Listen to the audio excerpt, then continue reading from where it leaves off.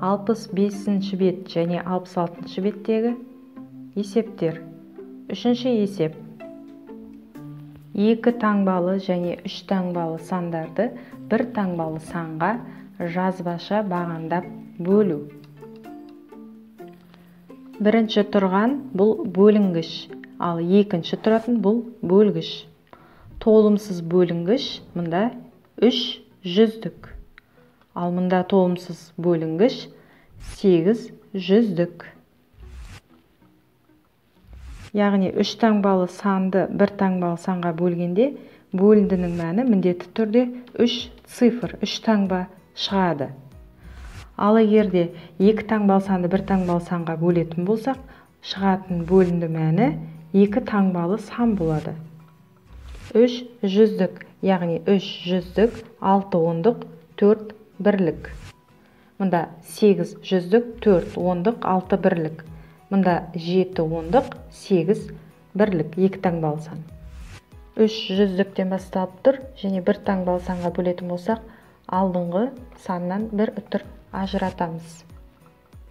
Енді мұндағы жүздігін бөлек, ондығын бір бөлек, одан кейін бірлігін әрқайсысын бөлек-бөлек мұна 3 бөлгішке бөлеміз. Жеке-жеке. Яғни 3-ті 3-ке бөлгенде 1. Енді 3-ті 1-ге көбейтеміз. Мұнда жазамыз 3 бірім 3.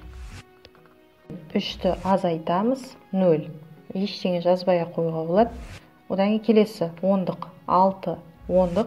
6 ондықты 3-ке бөлгенде 2. 3 2 6. 6-дан 6 азайтамыз 0.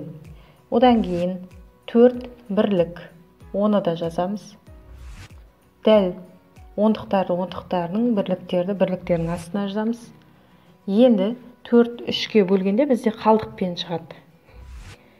Яғни 3-ті 1-ге көбейтсек, 3 4-ге жақын сан шықты. 4-тен 3-ті азайтамыз 1.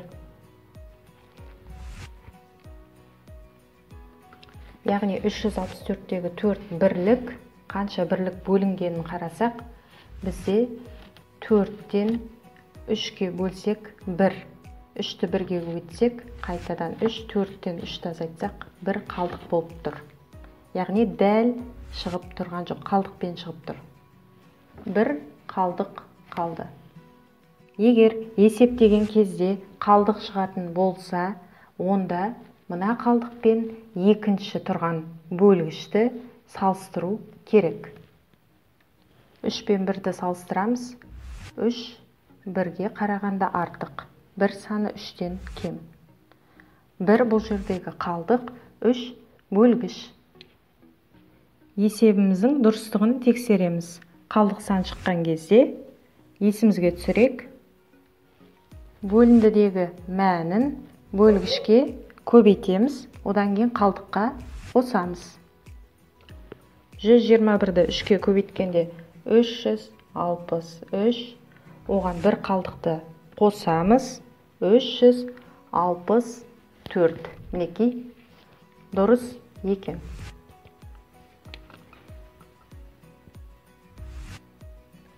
846-ны 4-ке бөлгенде, мұнда 8 жүздікті 4-ке бөліп аламыз.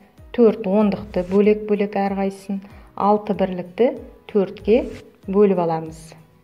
Бөлінді мәні 3 цифр шығу керек, 3 таңбалы сан. 8 жүздікті 4-ке бөліп аламыз. 8-ді 4-ке бөлеміз.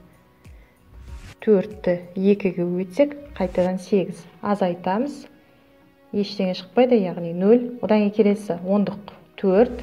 4 4-ке бөлгенде 1. 4 бірім 4. Тағы да 0. Келесі сан 6.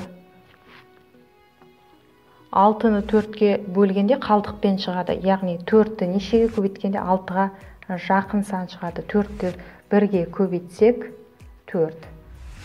Себебі 4-ті 2-ге көбейтсек 6-тан асып кетеді. Бізге 6-ға дейінгі. 6-дан 4-ті азайтамыз. 2. Есепте қалдық шықты. Олай болса, мына екінші бөлгішпен қалдықты салыстырамыз. 4, 2-ден артық 2 саны кем. Енді қалдық шыққан есепте біз тексеріп аламыз. Яғни бөлінді мәні 211, оны бөлгішке көбейтеміз, сосын қалдыққа 2-ге қосамыз. 211-ді 4-ге көбейткенде 4-ті 1-ге өтеміз. 4, 4, және 4, 2, 8. 844-ті 2-ге қосқанда 846. Мінекей есептің дұрыстығын тексердік. Қалдықпен бөлу. Бағандау есебі. 2 таңбалы санды 1 таңбалы санға бөлгенде, мұнда бөлінді мәні 2 таңбалы сан, 2 түрлі цифр шығады. Алдымен 1 таңбалы санға бөлетін болғаннан кейін бір өтір ажыратып аламыз. 7-ге бөлгенде 7 көбейту 1, 7, 7-ден 7-ні азайтқанда 0. Одан кейін 8 бірлікті 7-ге бөлеміз. Яғни мұндағы барлық сандарды мына бөлгішке бөліп шығамыз әрқайсысына. 8-ді 7-ге бөлгенде бізде қалдықпен шығады. 7-ні 1-ге көбейтсек, 7, 8-ден 7-ні аламыз, 1. Яғни 1 қалдық шығып тұр. Мұндағы 7 бөлгішпен 1 қалдықты салыстырсақ, 7 артық, 1 саны кем. Енді осы бағандап бөлгенімізді тексеріп көреміз қалдықпен шыққан кезде. 11 бөлінді мәні, оны 7-ге көбейтеміз бөлгішке, және қалдық 1-ге қосамыз. 7 бірім 7, тағы да 7, 77. 77-ге 1 қоссақ, 78. 968-ді 3-ке бөлетін болсақ, 9-ды 3-ке бөлсек, бөлінді мәніне жазамыз. 3-ді 3-ке өтеміз. 9, 0 шығады 6, 10-дық 6, 10-дықты 3-ке бөлсек, 3, 2, 6, 0, одан кейін 8 бірлік қалды. 8 3-ке қалдықпен бөлінеді. 8-ге жақын сан алуымыз керек. 3-ті 2-ге көбейтеміз. 6, 8-ден 6-ны азайтсақ, 2. Қалдық сан шыққан кезде бөлгіш пен қалдықты салыстырамыз. 3 саны артық, 2 саны оған қарағанда кем. Енді тексереміз. 322 бөлінді мәнін көбейтеміз бөлгішке 3-ке және қалдық 2-ге қосамыз. Алдымен 322-ні 3-ке бағандап көбейтіп аламыз. 2-ні 3-ке өткенде 6, тағы да 6. Мұна 3 пен мұна 3-ті көбейткенде 9, 966. 322 мен 3-тің көбейтіндісі 966. 966-ға 2 қалдықты қосқанда 968.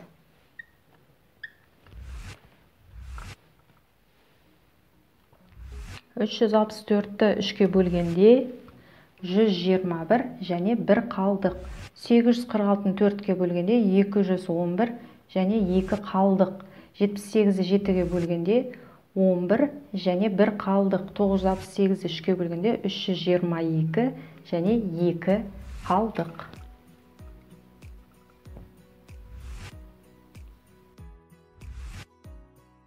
Төртінші есеп асы шарты сатып алынды 4 ашық хат.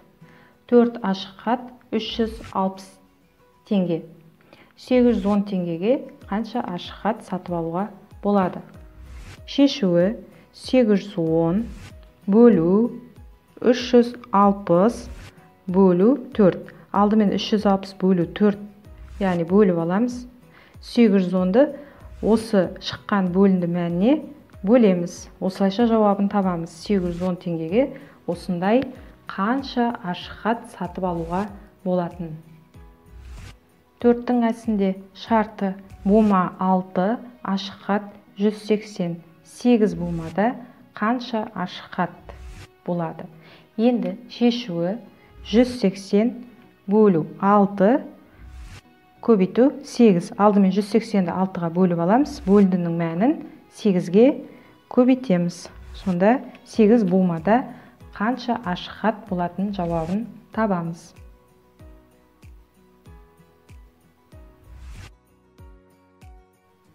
66-шы беттегі 6-шы есептің асы шарты. Залды безендіру үшін 334 жалауша сатып алынды. Оларды 3-тен біріктіріп байлады. Қанша байлам жасалды, артық қанша жалауша қалды. Яғни қалды десе, қалдық сан шығады. Шешуі 334, яғни 3-тен байлады, яғни байлам кетті деген сөз. Ендеше 334-ті 3-ке бөлеміз. Екі түрлі жауап шығады, қалдық сан шығады. Қалдығын екінші жауапқа жазамыз. 334-ті 3-ке бағандап бөлейік. 3 жүздікті 3-ке бөліп аламыз. 1, 3-тен 3-ті азайтамыз, 0. Келесі 3 ондықты 3-ке бөлеміз. Тағы да 1, 3-тен 3 бірім 3, 3 азайтсақ 0. Келесі 4 бірлікті 3-ке бөлеміз. 4-ті 3-ке бөлгенде қаншаға бөлінетін және қалдық санды тауып аламыз. Қаншаға бөлінеді, яғни 4-ті 3-ке бөлгенде қалдық сан шығады. Қаншаға бөлінеді, яғни 1-ге. 3-ті 1-ге көбейтсек, 3, 4-тен 3-ті азайтсақ, 1. 1 қалдық. Бөлінді мәні 334-ті 3-ке бөлгенде 111, 1 қалдық. Енді бөлгіш 3 пен 1 қалдықты салыстырамыз. Қалдық сан шыққан кезде 3 саны 1-ге қарағанда артық, 1 саны 3-тен кем. Енді қалдықпен бөлінген есебімізді тексерейік. 111, яғни бөлінді мәні және бөлгіш 3-ті көбейтеміз. Одан кейін қалдық 1-ді қосамыз. 111-ді 3-ке көбейткенде екінші тұрған көбейткіш 3 таңбалы санға ауысады. Яғни оны 3-ті 1-ге көбейткенде 3 рет жазып шығамыз. 333-ке қосамыз 1-ді, 334. Олай болса, бұл бағандауымыз дұрыс болды. 111 және 1 қалдық. 334 3-ке бөлгенде 111 және 1 қалдық.